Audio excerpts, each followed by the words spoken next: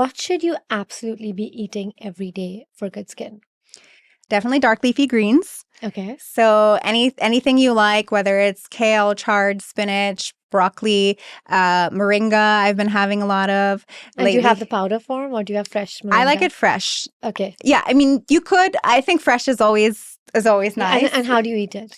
So I've been putting it in soups, just the Okay. leaves, the moringa leaves in soups. Moringa is incredibly nutritious. I know this is very common in Indian cuisine. Yes. So I just put it into soups. I know that you can also do it as a curry, which I've attempted, but it didn't come out very good. Okay, I'll send you some. Yeah, I need a recipe. But it's got an intense taste, right? Yeah. So kind of in a soup, it's not so bad, you know. Yeah, okay. You can't taste it so much.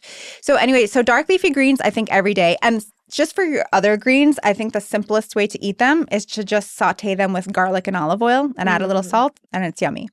So definitely dark leafy greens. Any sort of bright orange fruits or vegetables, things like carrots, sweet potato, pumpkin, etc.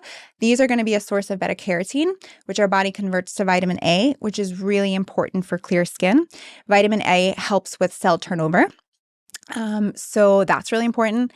Fish, omega-3 rich fish is really important for clear skin and even for hydration of our skin, because omega-3 is in the membrane, like our cell membranes. And if we don't have enough omega-3, they can become a little bit leaky and dry. So even with very dry lips, sometimes it could just be not enough omega-3.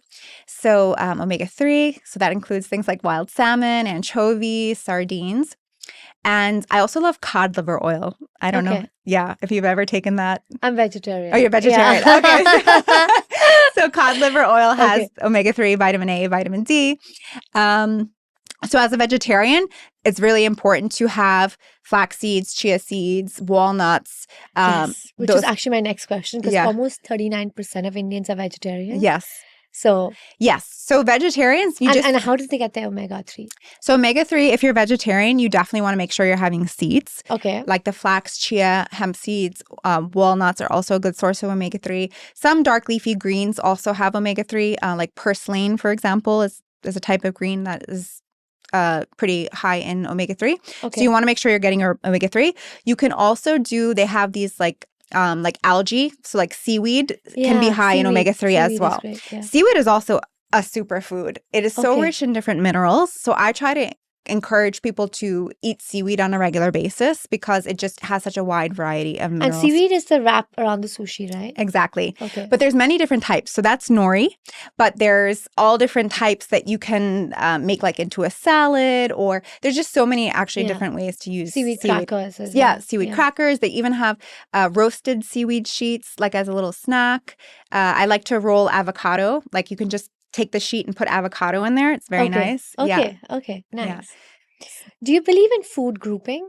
Like combining different types of foods, and then is that helpful as a concept? So what I like to think of, like I call it the healthy plate ratio or the ideal plate ratio, which is when you think, because when we're eating on a plate, right?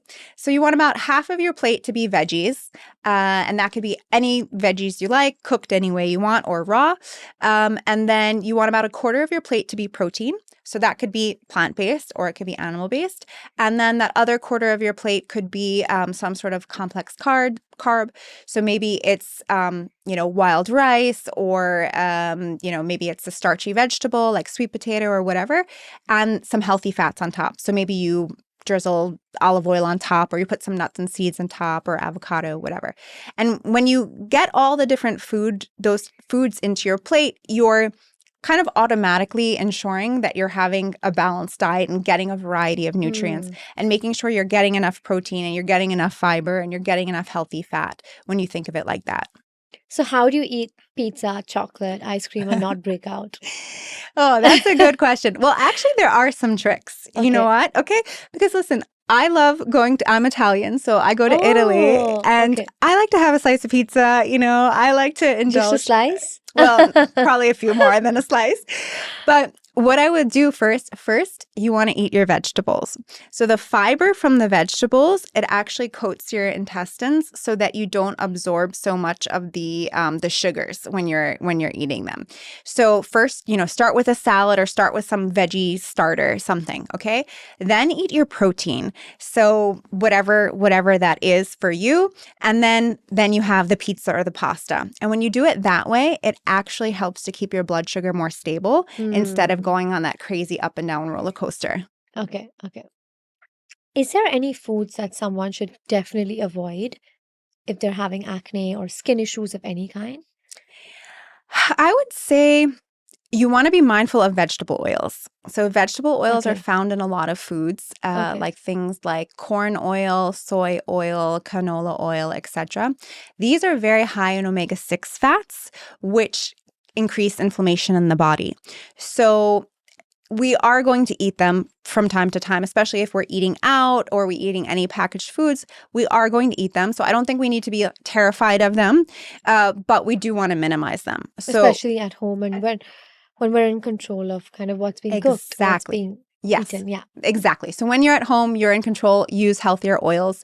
Like olive oil is great, coconut oil, avocado oil. These are going to be better than any of the vegetable oils. Okay. So I would say vegetable oils, soda. Soda's not great. Soda's not great for your skin at all. It's not great for your health. It's not great for anything. So try to avoid the soda.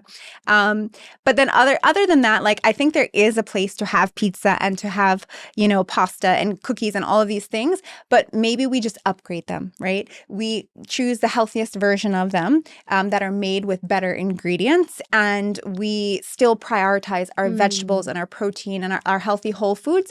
And we have these more once in a while versus making them the bulk of our diet.